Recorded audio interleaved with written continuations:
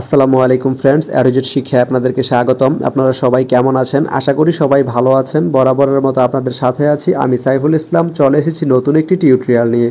So আজকের টিউটোরিয়ালটি কোন বিষয়ের উপর হতে চলেছে সেটা নিশ্চয়ই আপনারা টাইটেল এবং থাম্বনেল দেখে অলরেডি বুঝে গেছেন। তো আমি কথা বাড়াবো না, চলে যাব মেইন টিউটোরিয়ালে।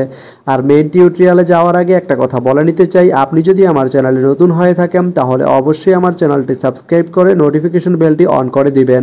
আর যারা অলরেডি সাবস্ক্রাইব করে রেখেছেন তাদেরকে অনেক অনেক ধন্যবাদ। যারা আমার এই ভিডিওটি ফেসবুক থেকে দেখছেন তারা আমার পেজটি ফলো করে সাথেই থাকবেন।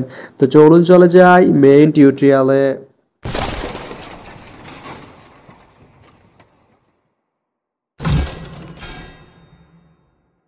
তো বন্ধুরা, আজকে আমরা জানবো আপনি জয়পুরহাট থেকে উল্লাপাড়া যেতে কোন কোন ট্রেন রয়েছে, সেই ট্রেনগুলো ছাড়ার নতুন সময়সূচি, বন্ধের দিন এবং গিয়ে পৌঁছতে কতক্ষণ সময় লাগবে বিস্তারিত।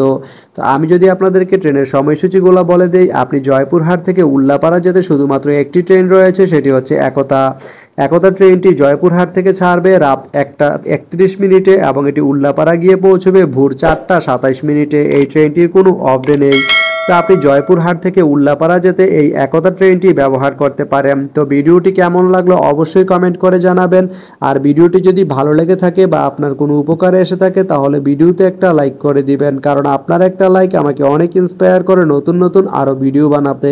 তো ধন্যবাদ সবাইকে ভিডিওটি এতক্ষণ ধৈর্য ধরে দেখার জন্য। ভালো থাকবেন, সুস্থ থাকবেন, অ্যারোজেট শিক্ষার সঙ্গেই থাকবেন।